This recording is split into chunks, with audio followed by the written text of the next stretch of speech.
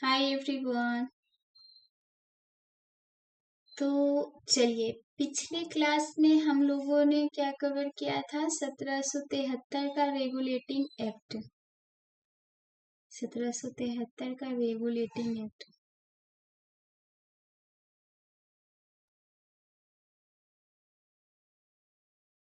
तो पिछले क्लास में हम लोगों ने ये कवर किया था। आज हम लोग कवर करने जा रहे हैं 1781 का संशोधन अधिनियम। तो चलिए आप भी मेरे साथ कवर करिए। तो हम जानते हैं कि ये है क्या। 1781 का संशोधन अधिनियम है क्या?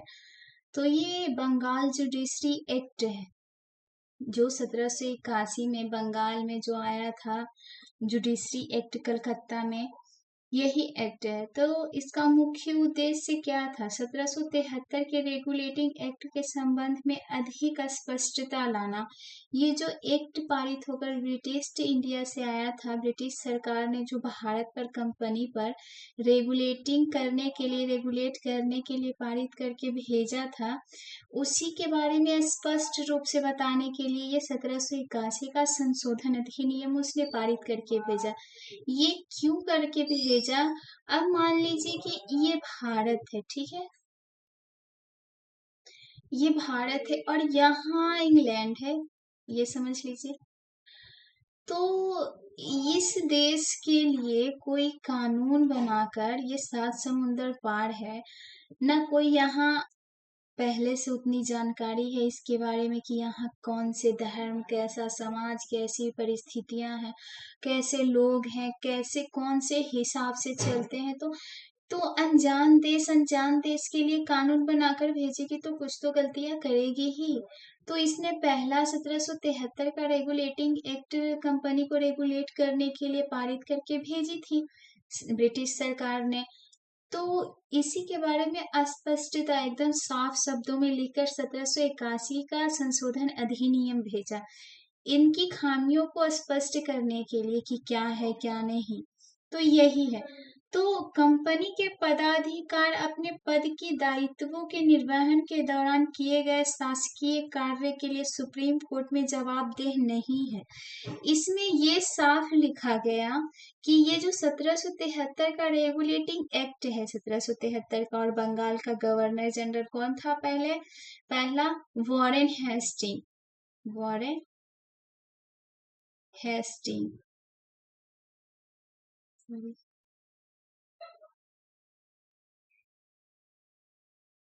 बंगाल का गवर्नर जनरल वॉरेन हेस्टिंग। तो वॉरेन हेस्टिंग ने बोला था कि हम सुप्रीम कोर्ट के अधीन नहीं रहेंगे, जो कानून बनाएंगे, कुछ भी इस देश में, इस एरिया में जितना कुछ भी होगा हम ही बनाएंगे, जो हम कहेंगे वही होगा। तो उनके दायित्वों को जवाबदेही नहीं, ये बोला कि हम सुप्रीम कोर्ट के जवाबदेहिता नहीं है, जो हम करेंगे वही सरकार मान ली जाएगी, हम सुप्रीम कोर्ट के अधीन नहीं चलेंगे। तो ये बात हुई। और कलकत्ता की सभी जनता को, कलकत्ता में जो सुप्रीम कोर्ट था, तो कलकत्ता की सभी जनता को सुप्रीम कोर्ट के न्यायिक क्षेत्राधिकार के अंतर्गत कर दिया। जो जितने भी लोग थे कलकत्ता के, वो सुप्रीम कोर्ट के अंदर चले गए।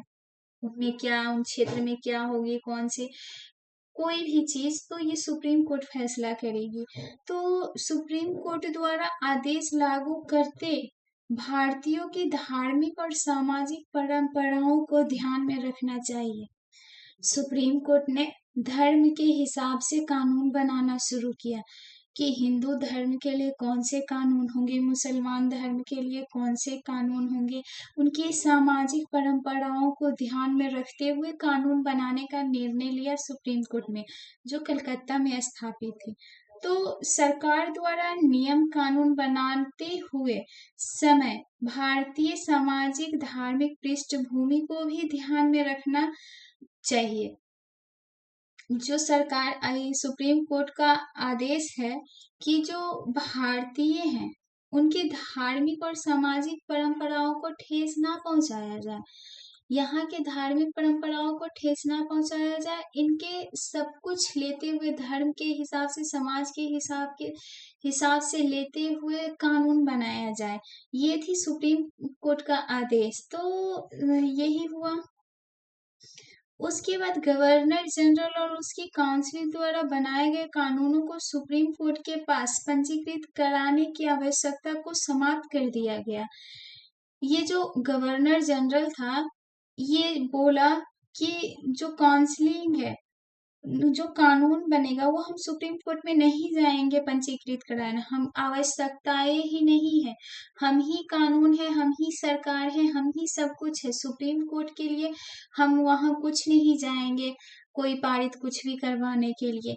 तो ये वॉरेन हेस्टिंग का आदेश था। तो वॉरेन हेस्टिंग बंगाल का गवर्नर जनरल था, तो उसने ये बोला कि हम सुप्रीम कोर्ट के अधीन नहीं है, हम ही सरकार हैं, हम ही सबसे सर्वोच्च हैं।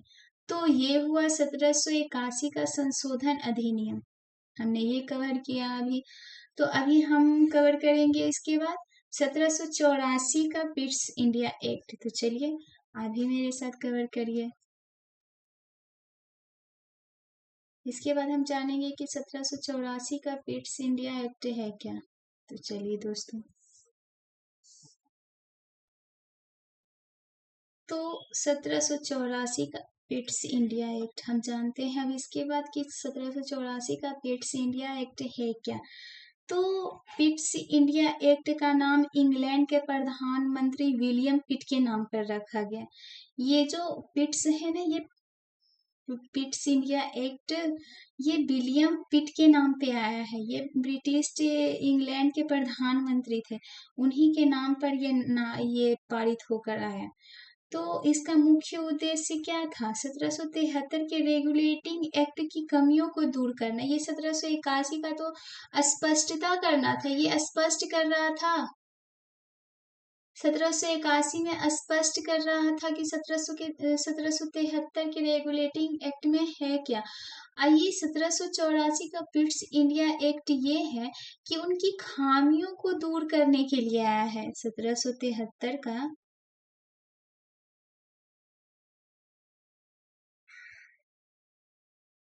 खामियों को दूर करेगा, ये इसलिए पारित होकर आया है। तो भारतीय संविधान के विकास क्रम के दृष्टिकोण से 1784 के पिट्स इंडिया एक्ट का कोई विशेष महत्व नहीं है, इसका कोई विशेष महत्व नहीं है, लेकिन फिर भी ये 1773 के रेगुलेटिंग एक्ट की खामियों को दूर करने के लिए तो आया ही। तो बम्बई तथा मद्रास प्रांतों में गवर्नर जनरल, बंगाल के गवर्नर जनरल जैसी व्यवस्था लागू, किंतु इन दोनों प्रांतों को बंगाल के गवर्नर जनरल के अधीन रखा गया। ये जो अभी हमने जाना कि भारत के पहले गवर्नर जनरल बंगाल में कौन थे? Warren Hastings. और मद्रास और कलकत्ता, सॉरी, बम्बई और मद्रास, तो इन दोनों को इनके अधीन रखा गया, बंगाल के गवर्नर जनरल के अधीन रखा गया। तो ये तो वॉरेन हेस्टिंग का आदेश था। तो गवर्नर जनरल की परिषद के सदस्यों का आकार 4 से घटाकर 3 कर दिया गया। गवर्नर जनरल जो आया था 1773 में, उनके साथ 4 और सदस्य आए थे उनको मदद करने के लिए। तो ये 4 घटाकर 3 कर दिए गए, एक हटा दिया गया। तो कंपनी के व्यापारिक और राजनीतिक कार्यों में पृथक्करण हो गया। कंपनी जो थी यहाँ ब्रिटिश से आई थी कंपनी, ईस्ट इंडिया कंपनी, अब इसके कार्यों को 2 भागों में बांट दिया गया। कंपनी का व्यापारिक काम अलग होगा और राजनीतिक काम अलग हो गया। तो दो दो ये में भाग में बांटा गया। तो बोर्ड ऑफ कंट्रोल, तो राजनीतिक मामलों पर नियंत्रण कौन करेगा? Board of control.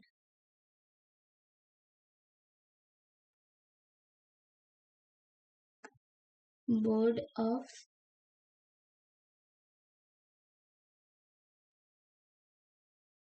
कंट्रोल, ये सारे राजनीतिक मामलों के फैसले लेंगे, ये राजनीतिक फैसले लेंगे। और दूसरा हुआ court of director. Court of director, ये व्यापारिक मामलों पर ये सारे फैसले लेंगे, ठीक है।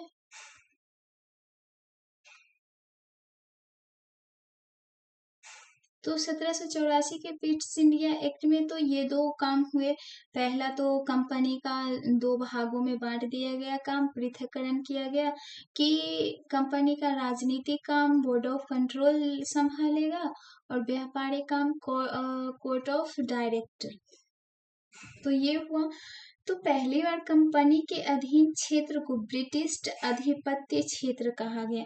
इस कानून में ये भी पारित हो के आया कि जो कंपनी ने कब्जा क्षेत्र कर लिया है, जो व्यापार करता है, अब ये भारतीय नहीं है, अब ये ब्रिटिश क्षेत्र है। जितने क्षेत्र पे कंपनी ने कब्जा किया था, अब ब्रिटिश इंडिया सरकार बोलती है कि अब ये ब्रिटिश सरकार के क्षेत्र है, अब ये भारत के क्षेत्र नहीं है। तो हमारे संविधान निर्माताओं द्वारा क्या अपनाया गया, इतनी कहानी तो हो गई। तो सर्व परिषद गवर्नर जनरल और सुप्रीम कोर्ट के संबंध में स्पष्ट क्षेत्राधिकार का वर्गीकरण यही हुआ कि अनुच्छेद 50 में कार्यपालिका और न्यायपालिका पृथक्करण, यहीं से हमारे संविधान निर्माताओं ने ये चीज ग्रहण किया कि हमारे यहाँ अनुच्छेद 50 में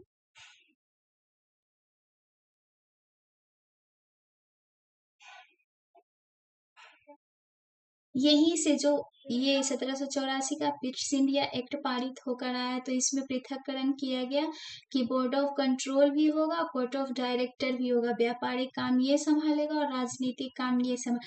तो यहीं से हमारे संविधान निर्माताओं ने ये चीज ली अनुच्छेद 50 में कि हमारे यहाँ भी पृथक्करण होगा। कार्यपालिका, एक तो कार्यपालिका बनाई जाएगी जो कार्य लागू करेंगी, कार्यपालिका,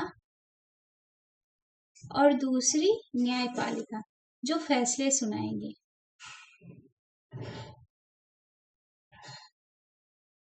हमारे संविधान निर्माताओं ने यहीं से ये चीज ली है।